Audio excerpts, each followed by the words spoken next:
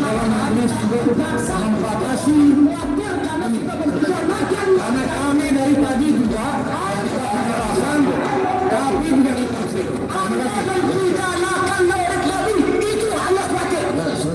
Allah pakai, Allah lakukan.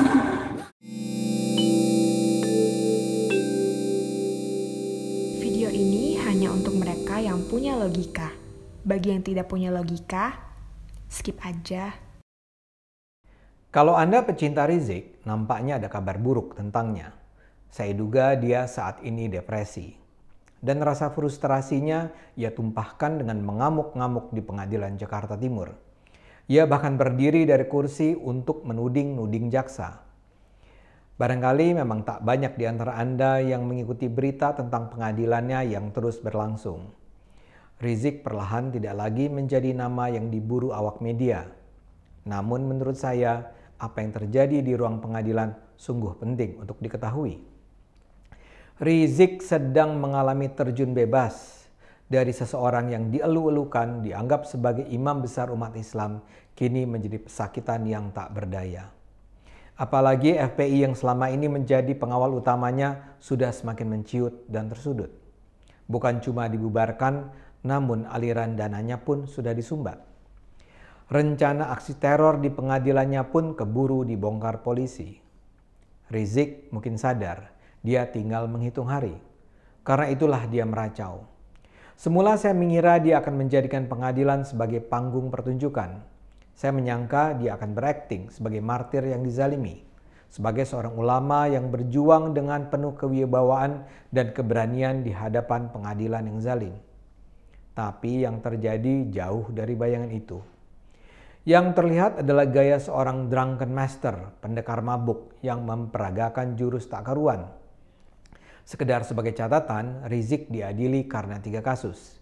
Dia dianggap bertanggung jawab atas kerumunan di Petamburan, berbohong dalam kasus tes usap palsu di Rumah Sakit Umi Bogor, dan kasus kerumunan di Pondok Pesantren FPI Megamendung. Rizik sudah berulah sejak persidangan pertama di pertengahan Maret.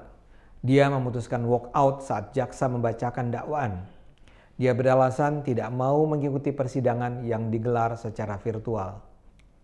Rizik kembali menolak hadir di persidangan online lanjutan ketika jaksa menjemputnya di lorong menuju ruang sidang di rutan Bareskrim. Saat itu dia sudah mulai marah-marah. Dengan kasar dia membentak petugas penyiaran yang merekam momen-momen tersebut yang tersiar via live streaming. Ketika akhirnya dia berhasil dipaksa dihadapkan ke layar yang memperlihatkan majelis hakim, Rizik langsung tancap gas meluapkan amarahnya. Saya dipaksa, didorong, dihinakan. Ini hak asasi saya sebagai manusia, seru Rizik. Hakim kemudian mengabulkan permintaan Rizik dan tim kuasa hukumnya perihal sidang secara offline di Pengadilan Jakarta Timur. Tapi saat sidang offline pun perangai Rizik tidak berubah. Pada sidang tes usap palsu, dia marah-marah pada Wali Kota Bogor, Bima Arya. Rizik marah sebab Bima menyebutnya berbohong dalam berita acara pemeriksaan BAP. Menurut Bima, Rizik tidak mengaku terkena COVID saat dirawat di Rumah Sakit Umi. Rizik membantah, bahkan dengan sombong dia bilang, "Kalau memang ada hasil tes yang menyatakan saya positif COVID dan saya bilang saya sehat, saya salah. Saya harus dituntut, harus dipenjara, saya rela," ujarnya.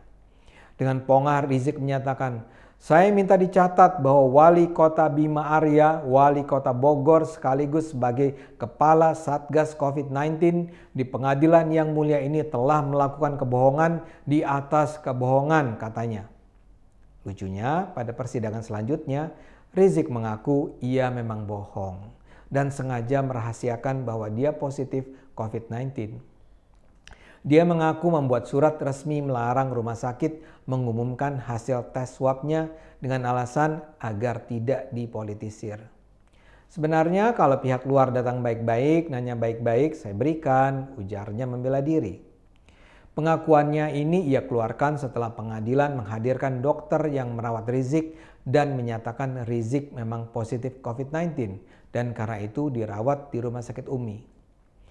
Rizik juga berulang kali membentak dan menghina jaksa. Pada akhir Maret saat membaca nota pembelaan, Rizik menyebut para jaksa dungu. pandir, dan menyebarkan hoaks dan fitnah. Dia marah ketika jaksa memintanya tidak menggiring opini para saksi. Dalam kasus Bima Arya, jaksa misalnya menginterupsi dan meminta hakim agar tidak membiarkan Rizik mencecar dan menuduh Bima Arya pembohong. Karena dipotong oleh jaksa, Rizik lantas mengamuk. "Cukup jaksa penuntut umum, cukup. Ini hak saya bicara, cukup. Saya berhak membela diri karena saya akan dipenjara," ucap Rizik dengan nada tinggi sambil menunjuk-nunjuk jaksa.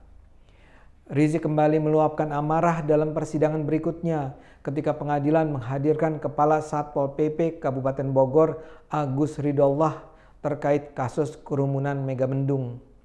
Dalam kesaksiannya, Agus menjelaskan bahwa dalam acara peletakan batu pertama pembangunan pondok pesantren FPI di Megamendung sama sekali tidak diterapkan protokol kesehatan dan jumlah hadirin pun melebihi batas yang ditentukan. Kemudian Agus menjelaskan bahwa yang bertanggung jawab adalah pemilik pondok pesantren yang adalah Rizik Syihab. Rizik tidak terima dan kemudian dia meminta Agus menjelaskan apakah ada kasus serupa yang diajukan ke pengadilan. Ketika itulah jaksa menginterupsi dan menyatakan pertanyaan tersebut menggiring saksi. Rizik pun marah bukan alang kepalang. Rizik berdiri dari kursinya dan menunjuk jaksa. "Anda memidanakan Maulid Nabi, itu hanya khawatir. Anda khawatir, Anda ketakutan," kata Rizik kepada jaksa. Beberapa tim penasihat hukum Rizik pun tampak ikut berdiri dan menunjuk-nunjuk jaksa. Jadi seperti saya bilang, Rizik nampaknya sudah kehilangan kendali. Dan ini menunjukkan bahwa ia sebenarnya depresi dan frustrasi. Kemarahannya pada pengadilan, pada jaksa, pada saksi adalah cerminan keputusasaannya. Rizik sedang terjun bebas. Padahal proses pengadilan masih berlanjut.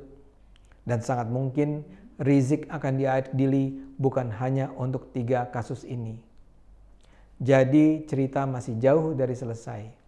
Kita ikuti saja secara seksama. Mari terus gunakan akal sehat. Karena hanya dengan akal sehat, bangsa ini akan selamat.